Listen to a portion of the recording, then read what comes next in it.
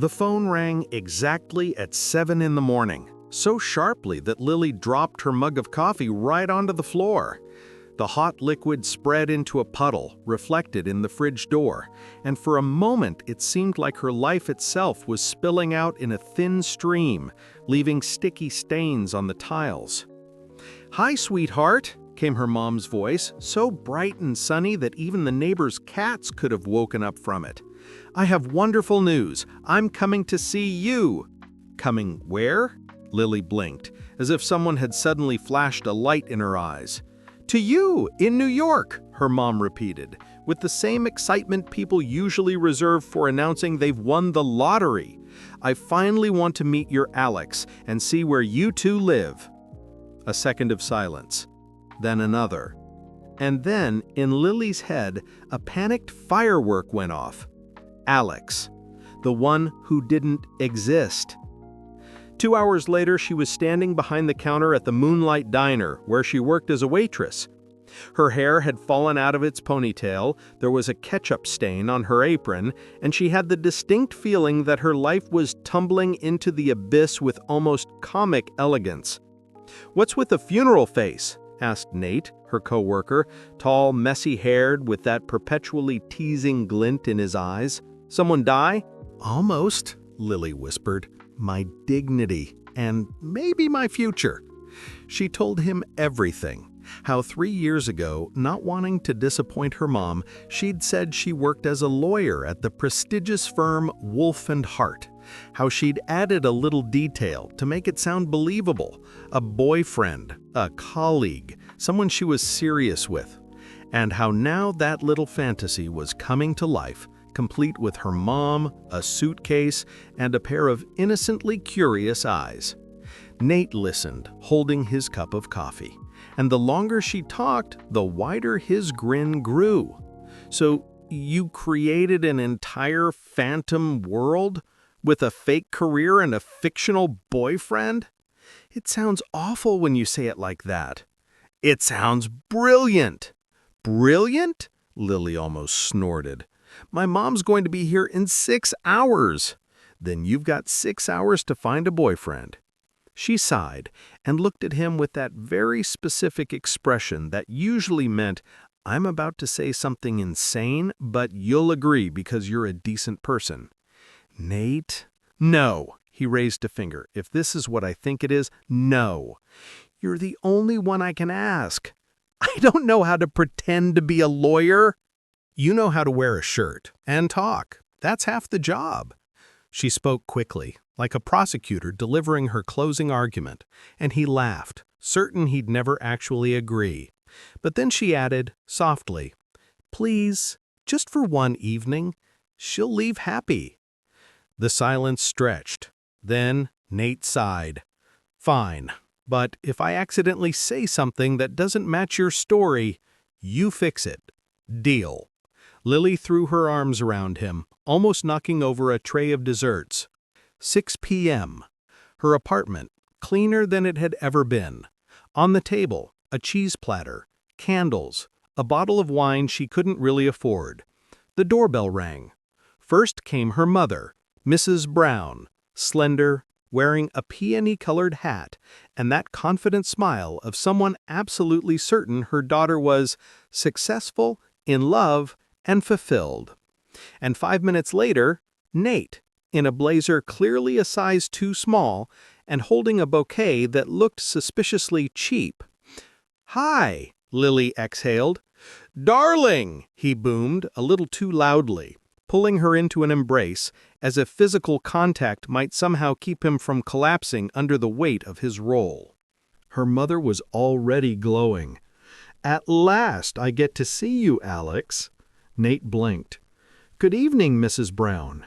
And Lily felt her own invention come alive, a story that now had its own will, utterly beyond her control. Dinner started off perfectly, if you ignored the fact that Nate was terrified to open his mouth for fear of wrecking the whole illusion. Lily sat across from him, smiling at her mother, while under the table her foot kept tapping Nate's leg like a desperate metronome, reminding him to watch every single word. "So tell me, Alex," Mrs. Brown placed a napkin neatly across her lap, tilting her head with interest. "What's it like working as a lawyer in New York? You must have an absolutely crazy schedule." "Oh, absolutely." Nate grinned like an actor who'd just realized he'd forgotten his lines.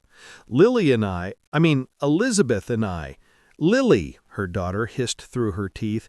"Yes, Lily and I are working together on—" He paused, staring into his plate as if inspiration might be hiding somewhere among the mashed potatoes. Then, with a sudden spark in his eyes, he added, "A case about international intellectual property theft." Her mother gasped. "How serious?" "Oh, very," he went on, warming to his performance. "Just yesterday, we were defending the rights of a company that manufactures, cat fountains." "Cat fountains?" Her mother blinked. "Yes, those things cats drink from. Complicated technology, major patent, old but very wise judge."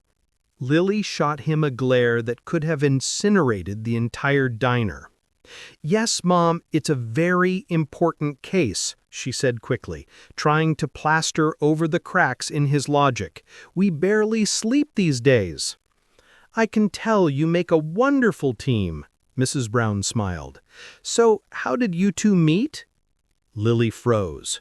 She remembered once telling her mother they'd met at the office during case prep. But Nate didn't know that. "Oh, that's a funny story," he said, as if he'd been waiting his whole life for the question. "We met when she spilled coffee on me." "In a cafe?" Right in the middle of the office. Our firm has a little cafe, so the lawyers don't fall asleep during lunch breaks. She spilled her coffee, I ruined my suit, and I knew it was fate." Her mother looked touched, almost wiping away a tear. "Oh, how romantic!" Lily took a gulp of wine to keep from laughing. In an office, coffee, fate. Who would have thought such an absurd bit of improvisation could sound so convincing? After dinner, her mother insisted on dessert. "My Alex has to bake something homemade," she declared, and Nate, blushing furiously, agreed. The kitchen turned into a battlefield. Lily stood beside him, watching as he tried to whisk eggs with a fork, completely baffled as to why everything kept splattering onto the stove. "That's flour, not sugar," she hissed. "They look the same," he protested, waving a hand mixer he'd just turned on, without a bowl.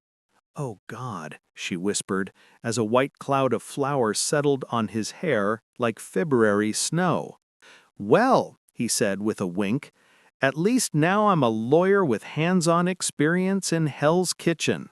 They both burst out laughing, loudly, helplessly, the kind of laughter that only happens when everything is one step away from total disaster.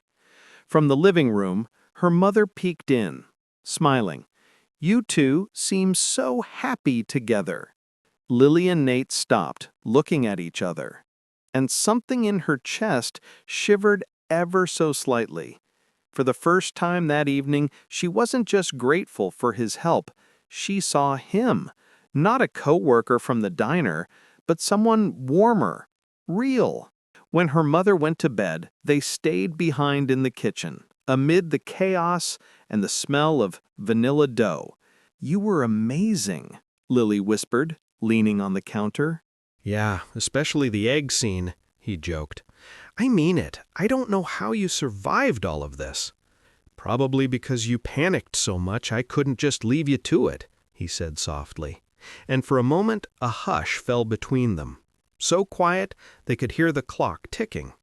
Lily felt her smile shift. Not ironic, not forced, but soft, born of gratitude and a little bit of fear. "You know," he added, "your mom's awesome, but I'm still glad this is just for one night." She nodded, though something in her chest tightened slightly. For some reason, she wasn't so sure anymore that she wanted it to be only for one night. Morning crept into the apartment quietly. The the scent of coffee barely simmering, sunbeams slipping through the blinds like hesitant witnesses to last night's performance. Lily stood by the stove, in an old t-shirt, hair a mess, hands trembling. She still hadn't figured out whether it was nerves or something entirely different. Nate sat at the table, jacket gone, coffee cup in hand, wearing that same smile, as if everything that had happened was just another funny story from life. "So," he began, sipping his coffee, "I survived meeting your mom. That definitely deserves a spot on my resume." "And I survived the cat fountains," Lily replied, unable to stop laughing. "If she ever finds out I'm actually a waitress, she'll just dissolve me in bleach." "Maybe she won't find out," he said thoughtfully. "Or maybe she will and she won't dissolve you." Lily glanced around. Her mother was still sleeping in the guest room. She took a deep breath. "Thank you. Really, without you, everything would have fallen apart." "But it would have been honest," he said calmly, without reproach, but with a gentle firmness. She went quiet, and in that moment something clicked in her mind. Honest. The word echoed painfully off the kitchen walls. By morning, her mother was already up, wearing a flawless dress, suitcase shining like a mirror. "I don't want to get in your way," she said.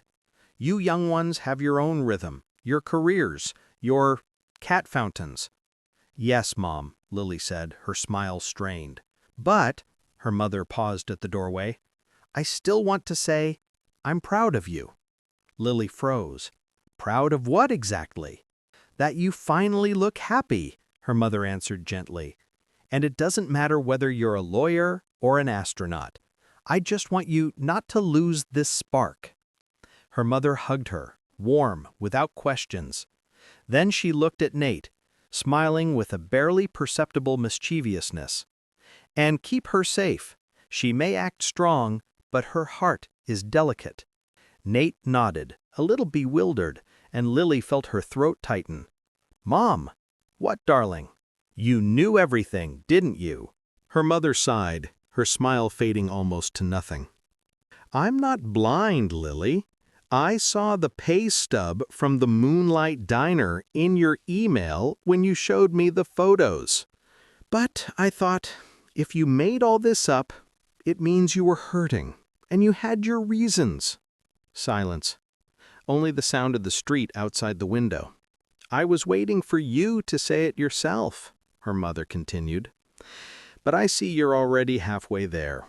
And then she left, leaving behind the scent of her perfume and the feeling that someone had just opened a window in a room that had been closed up for too long. When the door clicked shut, Lily sank down onto the floor. "She knew everything," she whispered. Nate crouched beside her, and she smiled anyway. "Means it's not as bad as you thought." She looked at him. "You realize we just lived through a mini-series?" "Of course. I'm already waiting for season 2. She laughed, and suddenly the laughter softened into something deeper, warmer. She reached out and touched his hand. "If it weren't for all the lies, I might never have noticed you. For real. So, lies can be useful sometimes?" "No," she said after a moment's thought. "Sometimes they just reveal the truth. If you're lucky." He looked at her longer than he probably should have, and in that gaze there was no playfulness anymore.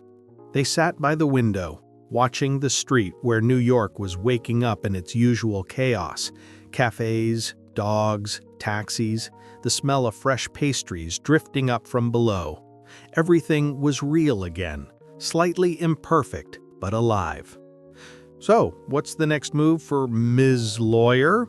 Nate asked. "First, find a job that doesn't make me lie to my mom, and then maybe go on a date with someone." "Someone from the diner?" He raised an eyebrow. "Maybe," she smiled, "but only if he no longer confuses flour with sugar." "Deal," Nate said. And there was something in his voice that made her heart do a small, silly flip. Lily looked out the window, where the sun was already touching the rooftops, and for the first time in a long while, She wasn't afraid of tomorrow, because the lies were over, and the story was only just beginning.